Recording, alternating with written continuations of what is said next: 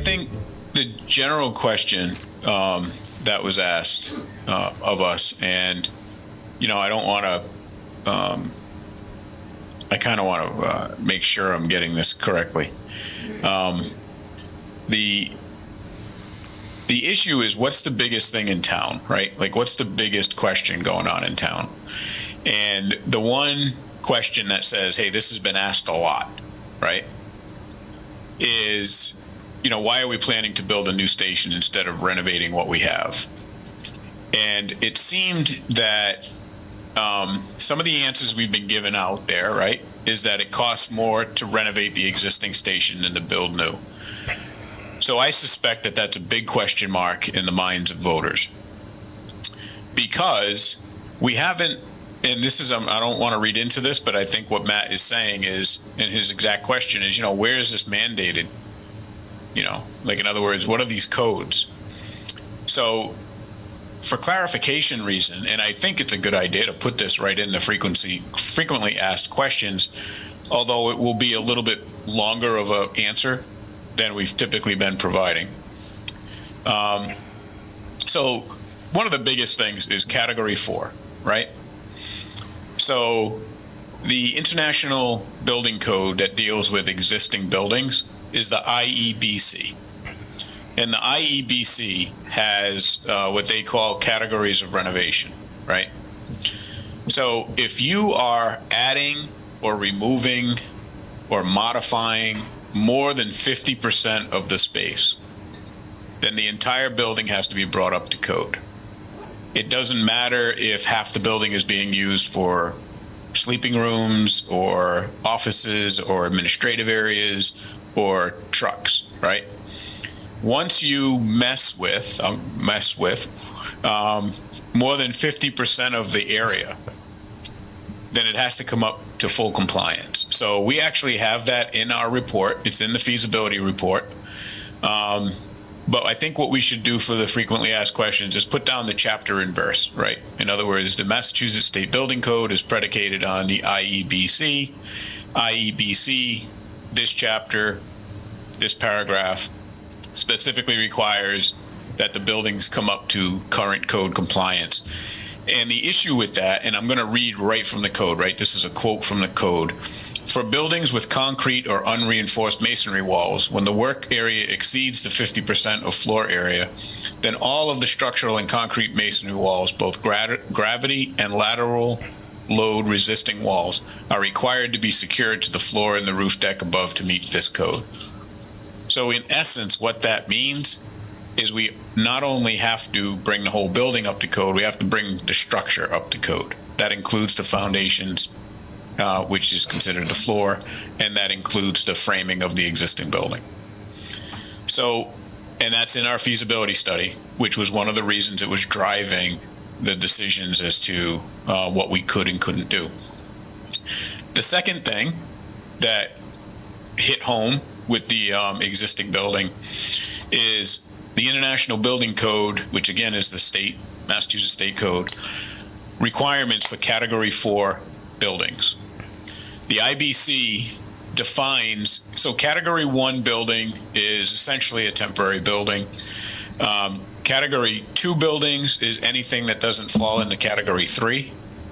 A Category 3 building is, and they have lists, right? So a Category 3 building would be a school, it would be an office building, it would be most commercial buildings. And then Category 4, it specifically states that the following buildings designated as essential facilities are Group 1 and 2 surgery and emergency treatment centers, so hospitals, right? Fire, rescue, ambulance, and police stations, including emergency vehicle garages. Designated earthquake, hurricane, and other emergency shelters. Designated emergency preparedness, communications, and operations centers, and other similar essential structures. So we didn't, and this all was part of the feasibility study when we were working with the working group. We had a lot of conversations about, can the trailer continue to exist there? Yeah, it can if we do absolutely nothing. But if we start to renovate the building, it has to be a Category 4 building. That includes the trailer, so the trailer goes away. There's no keeping that. And we also talked about, can we just build sort of a pre-engineered garage for fire trucks? And the answer is no, because the code actually says including the garages for emergency vehicles. So that in and of itself, and it's a political thing, right? I mean, does that call into question what's going on with the previous studies?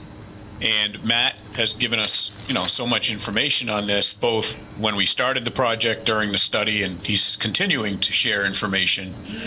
One of the things we look at is a while back, there was 14 point something million for both the police and the fire station. And looking at some rough numbers that he's given to us, $4.8 million was designated for the police station. For the fire station, rather. Now, we can only assume that $4.8 million was, we're just going to leave the existing building the way it is. We're going to move around some interior partitions, and that's it. And that just does not comply with code. So, even your local building inspector, now that we've worked with your electrical inspector and your building inspector, I sincerely believe that if we decided as an ownership group and you told us that that's what you wanted us to design, I don't think your local inspectors would allow us to sort of not comply with the state building code. The one thing that has changed, though, since then, which has made our life a little bit more enhanced than what the previous projects were, is the wind loading in Massachusetts changed. So between 2016 and what we're working on now, the wind loads in Norfolk were risen or increased to 140 miles an hour. So now that's been all the high impact large missile test protection that we need to do on the building. So that wasn't in place back in 2016, but those other codes were. The other thing that has changed between 2016 and now is the NFPA now requires what they call green zones, yellow zones, and red zones, which is really the separation of contamination zones within the fire station. They require separate enclosed contamination spaces, which, you could have, for instance, in the past, you could have had these things in the apparatus bay, right? You can't anymore. They have to be enclosed. They have to be under negative pressure, and they have to be designated as contamination spaces. And then you have the yellow contamination space, which means I'm coming out of the contamination space. I've got some clothing I've got to deal with, and some uniforms and the gear, right? The helmets and the apparatus, meaning the SCBA. You got to take care of that in the yellow zone, and then you're in the green zone, and the green zone is like a non-contaminated space. So those types of NFPA make the building safe for the fire department. They didn't exist back then in 2016, but they do now.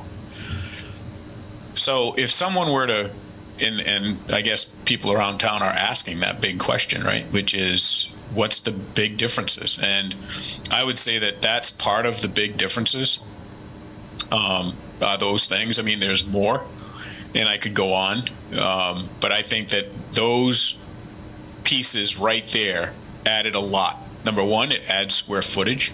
Number two, it adds the fact that we can't renovate the existing building, and even if we did renovate the existing building, it would be a type of project just like we put into our feasibility study, where we are restructuring and rebuilding the fire station.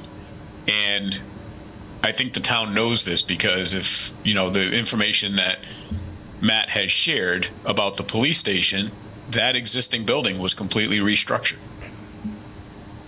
So we would have run into the same thing on this project.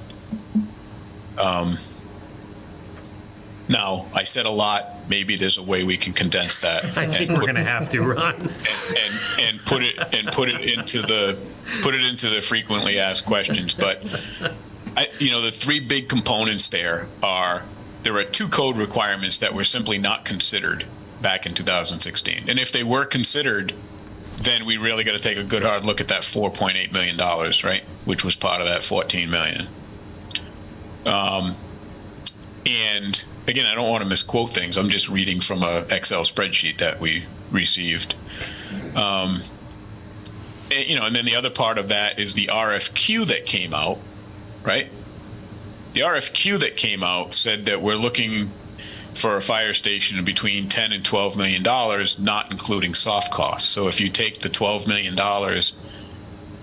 and you add in roughly 30% for soft costs, you get pretty close to 14 or $16 million.